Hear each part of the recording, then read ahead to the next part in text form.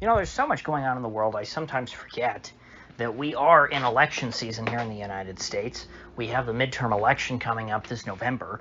I think almost every state has had their primary election. And in fact, yesterday, the big headline was Sarah Palin lost to a Democrat in Alaska, of all places. Oh my gosh, the blue wave is here. Alaska, a state that has voted Republican in pretty much every election since it became a state, except for the very first one, because for those of you who don't know the situation with Alaska and Hawaii, they were brought in as states at the same time because Republicans and Democrats couldn't agree to admit a state that was clearly biased in favor of one direction or the other, so they had to bring them both in at once, so the Republicans and the Democrats both got to add a new solid state. But at the time, in the 50s, I forget the exact year, Hawaii was the deep red state and Alaska was the deep blue state. That shifted very quickly after they actually became states, but they're both very solid nonetheless for their respective parties. And so that's why it was rather jarring, and Democrats are very, very happy to see that they won a House race, which is a statewide race in Alaska because there's so few people. It's just like Wyoming. Liz Cheney, despite being a member of the House of Representatives, is a statewide official in Wyoming. Likewise, Sarah Palin was running for a statewide position here. It was a special election. That's why it was held last night. This election only runs for the next 4 months until January, and then the winner of the November election will become the representative from Alaska henceforth. And Republicans online, they're blaming ranked choice. Well, there's two schools of thought. One school says that the reason why the Democrat won is because Sarah Palin is so bad, and nobody could ever stomach voting for Sarah Palin, and that's why she lost, which is not really true. The reason why Sarah Palin lost is not because, Republicans have lost the state of Alaska. If you look at the Republican vote share, in this special election last night, Alaska voted to the right of where it was in 2020. Republicans got 60% of the vote last night for that congressional election. So how did the Democrat win?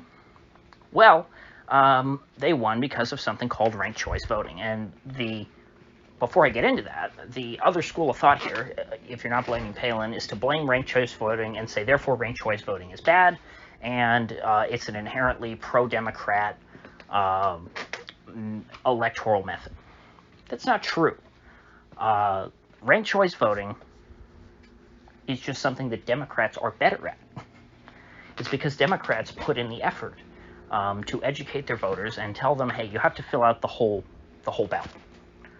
Republicans did not do any of that, to my knowledge, and that sounds like something that they would do, frankly. I don't think that the Republican Party in most states is very good at politics. Where I live in Florida, where, this is one of the rare exceptions. The Republican Party of Florida, even though they do a lot of things that I don't like, they make bad decisions a lot of the times on policy matters. They are competent when it comes to politics and winning elections. But these red state Republican parties, such as the Republican Party of Alaska, those parties never do anything to try and win. They don't even try to appeal to their own voters. They just know, hey, we're a red state, we always win, we don't have to do anything. And the Democrats, on the other hand, if they put in a little effort, that can make a big difference. And so, Democrats, they filled in the whole ballot. Republicans, probably a lot of them, just voted for Sarah Palin or whoever they were voting for.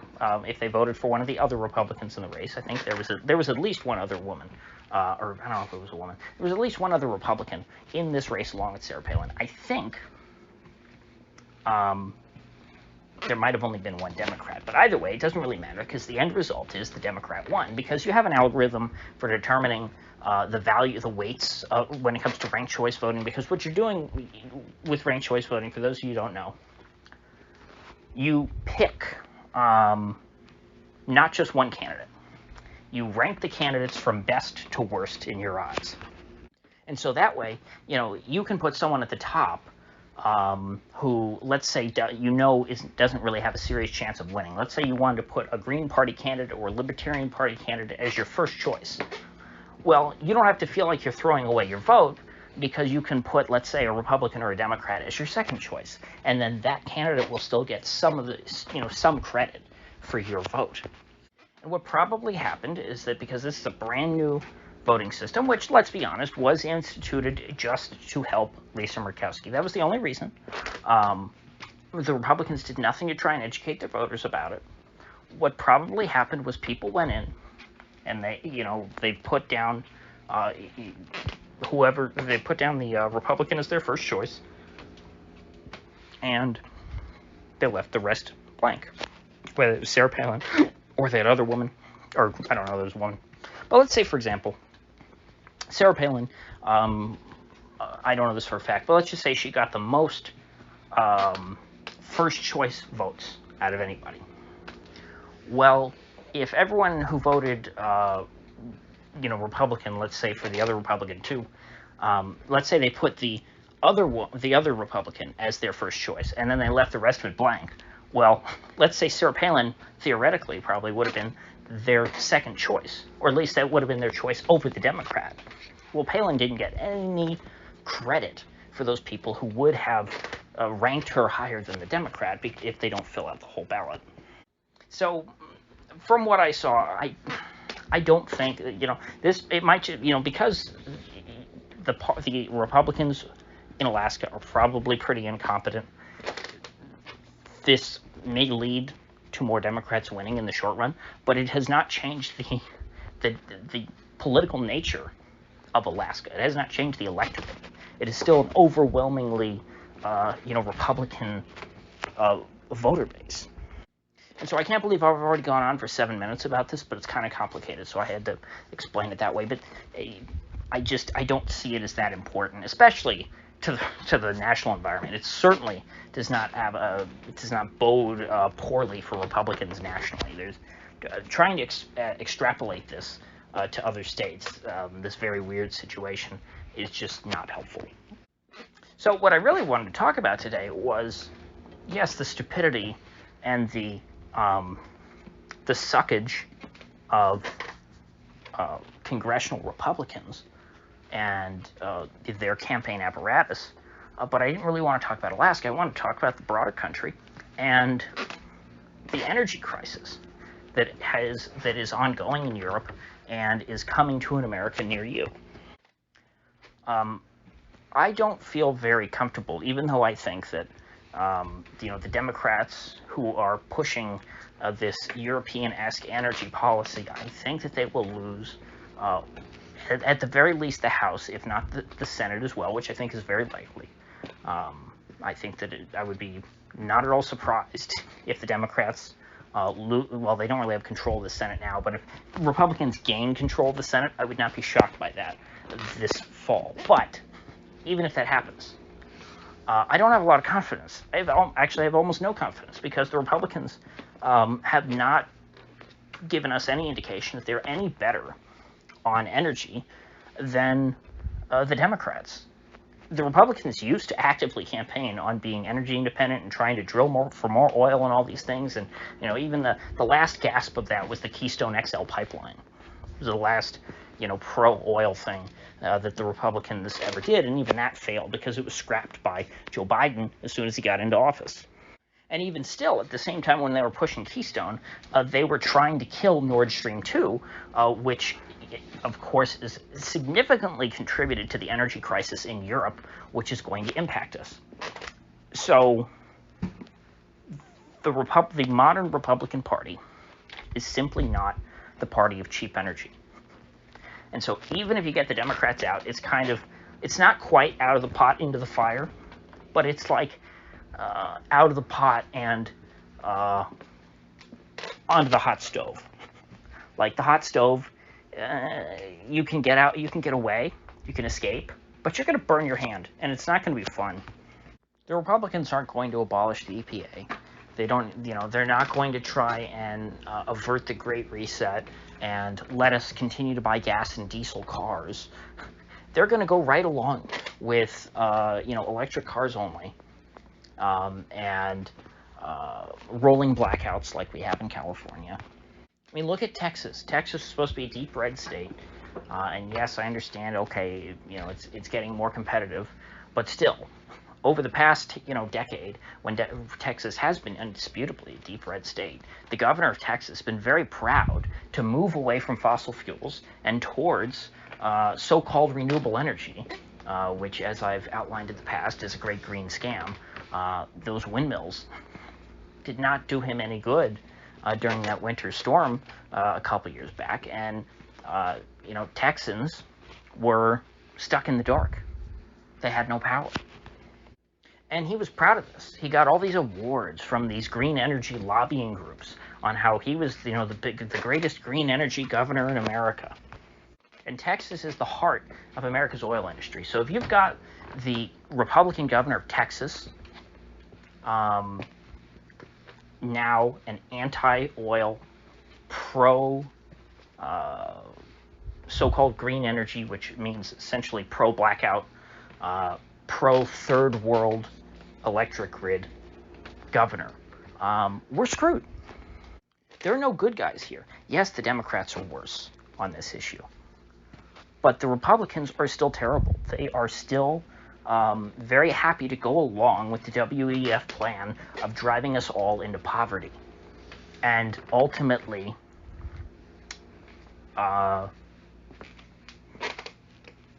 creating a mass extinction event. I mean, look at the direction that things are going in these other countries. They're outlawing fertilizer. We've gone so far. First, they tried to declare carbon dioxide as a pollutant, which is ridiculous. Carbon dioxide is what plants eat. How could that be a pollutant? Well, they've gotten away with it. They've managed to say, okay, carbon dioxide, fire, the most basic element of human civilization. What separated us from animals, fire, is now a bad thing. And that's something that we have to avoid. We have to limit fire. Now they've moved on, even beyond that. Nitrogen, the key element for growing crops and increasing yields, that is a pollutant too. And you have these Canadian climate Gestapo trespassing on farmlands, trying to measure the amounts of nitrogen in the soil, making sure that farmers aren't fertilizing their crops and increasing their yields so that they can produce enough food to feed the planet. Show me one Republican, let alone any Republican like in leadership that actually has power. Show me any Republican running for Congress or the Senate that is actively campaigning on not destroying the global food supply, on not outlawing fertilizer, which is the direction they're going. I mean, the Republicans went right along with all the CO2 stuff. Oh yeah, we need to have these. We need to limit vehicle emissions. We got to keep increasing the fuel mileage standards, and we got to keep adding on more and more pollution control crap, which actually lowers the fuel mileage of cars and trucks.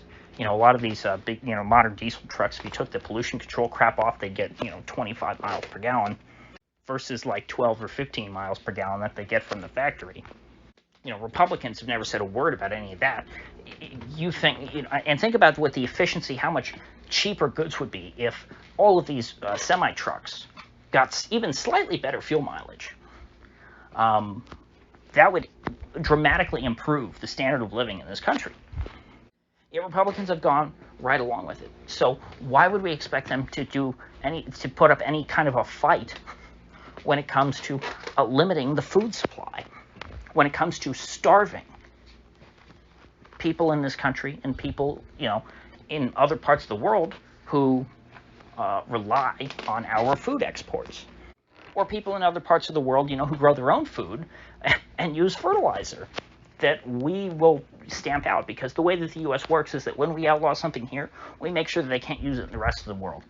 When we outlawed DDT because, it softens the eggs of the eagles, the U.S. made sure that it was banned in Africa. The U.S. unilaterally banned DDT in Africa because they were worried about bald eagles in America. And so the result is that however many hundreds of thousands of Africans, probably millions by this point, it's been decades and decades now, have unnecessarily died of malaria that could have been eradicated on that continent through the use of DDT. And the Republicans didn't stop that, did they? No. So the Republicans don't care if millions of Africans starve to death. They don't care if hundreds of thousands of Americans starve to death. They cared during the Great Depression, I'll give them that.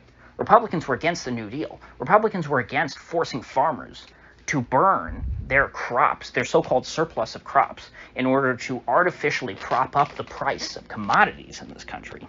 Because that's what FDR, the Roosevelt administration, the Great New Deal that supposedly saved our economy, they always tell us in the history books, they engineered famine in this country.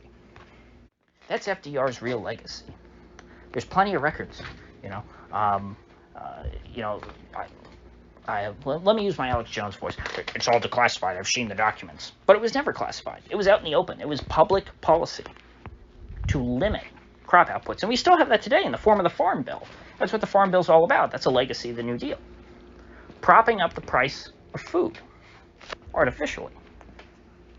And even though they still do that these days, food is so abundant because of our modern techniques, because of things like chemical fertilizer and pesticides, that even though they prop up the price of food as a handout to Iowa farmers, because Iowa, is the Iowa caucuses is the first, it's the first leg of the primary season. Iowa corn farmers are very, very important politically. Even with all the handouts that they get, food is still cheap now. But that's not going to be the case for much longer. California, of course, will go first, but Republicans do whatever California does 5 years later. People don't say that, for nothing, that, California is just what the rest of America is going to look like in 5 years. They don't say that for nothing. It's because Republicans take their notes from the governor of California. He's a thought leader in this country. Gavin Newsom is the leader of the Republican Party, whether you like it or not. So if you see your local Republican congressman, I would urge you to try and reason with them, to try and explain what time it is in our country. But frankly, I think that's a waste of time. I think you'd be better off, probably. You would probably get more accomplished by just spitting in their face with no context. Now, of course, I mean that metaphorically, spit in their face. I don't mean literally, because that would be assault. But really, I mean, we're so far past the point of Republicans being useful. They're so far in the past. Their heads they've probably caught up enough to where they're like in 2015 now. I think that's probably with the state of the Republican Party. They probably are living in 2015 now, whereas they were before living in like 2012. But in 2015, we didn't have an energy crisis. Oil was fairly cheap from what I remember back then. There was not this huge threat. There wasn't the collapse of Europe, which again, hell, that is not the biggest story in the world. The collapse of an entire continent. But you know what? I've always heard it. Calling your congresspeople actually works. And maybe, this is election season. They should be doing town halls and things. If people go to their individual congressmen or senators and actually approach them and confront them about this issue, about the collapse of Europe, and which is a direct result of one, Russophobia, and two, green energy, but mainly green energy. Because Europe, they're just using this Russia thing as an excuse. They're using the war in Ukraine as an excuse to implement their green agenda. I mean, look at the party in power in Germany. It's officially the SPD, but it's really the Green Party. They're pulling the strings of Olaf Scholz. And so they're on a holy crusade against fossil fuels.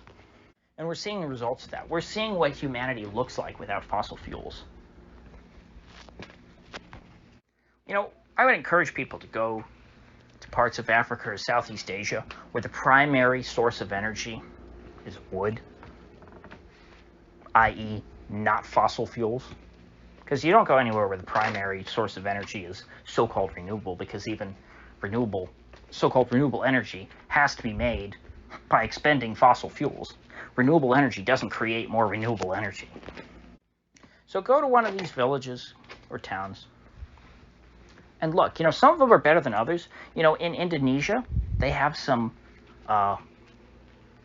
villages where their electricity is generated by palm oil. by biodiesel. And I'm all for that. Internal combustion engines work quite fine. Fire is pretty darn good if you have a good source of something that you can burn. And yeah, you know, trees, they're renewable. You can plant more trees. Palm oil, it's renewable. You know, you harvest more berries every year from the palm. But it's quite limiting. You don't get a lot of energy out of that. And of course, in the case of these plants, biofuels, how are they growing enough of these plants to where they can burn them for energy? They're using chemical fertilizer synthesized using fossil fuels, natural gas. So really, the only fair comparison is if you look at these villages where people are chopping down trees that are growing in the wild, splitting wood, building fires, and that is their source of energy. They have a wood-burning stove. That's what they use to cook their meals, to heat their homes. And you see that, and you realize, you know what? Life ain't so good when you're living on renewable energy. That's the future that Europe is looking at. That's the future that Europe wants for the rest of the world. And that's the future that Democrats in this country want for the rest of the world. And if Republicans don't want something different, if Republicans want the exact same damn thing, who the hell is going to vote for them? I wouldn't. I'm not voting for my local congressman. He sucks. Not voting for Rubio either. I'll vote for DeSantis. I actually like him better now than I did in 2018 originally. And, you know, neither Rubio nor my local congressman are really in a lot of trouble, so maybe you could say, oh, well, it's easy for me not to vote for him, you know, because it doesn't really matter. But, you know, in case of either of them, you know, they don't... when they vote, their votes are... They don't vote for good things. You know, I would almost rather have a Democrat, because at least then you know, they're not lying to me. And then you can try and get somebody else in there. No, but as far as primarying an incumbent, I mean, I think the incumbent where I am, in his primary originally, he spent something like $5 million of his own money, something ridiculous, to win this seat. So he's not going anywhere. The guy's got money and money and money. And if you don't got that, you're not taking him out. But you know, in theory, these representatives, even if you don't vote for them, they're still supposed to represent you. They're supposed to be a representative for the entire district, not just the people who voted for them. You know, they're not supposed to scorn the folks who don't support them. So even if you don't like your congressman and you don't plan to vote for him, you should still go and try to persuade them and talk to them about these things. Because you know what? Maybe one of them is, I guarantee you 99% of them are just ignorant of this stuff. And maybe, if you alert their attention to it, maybe some of them, maybe there will be a light bulb that goes off in their head. Maybe they'll have, you know, an independent thought for the first time in their life. Maybe they'll realize, you know what, just getting rid of energy, that actually is a bad idea. Reducing the global food supply and causing mass starvation, you know, that probably isn't a good idea. Maybe we should do the opposite of that. Maybe we should drill for more oil. Maybe we should try and get more gas out of the ground. Maybe we should try and grow more food. So, with that said, I will see you folks back here tomorrow.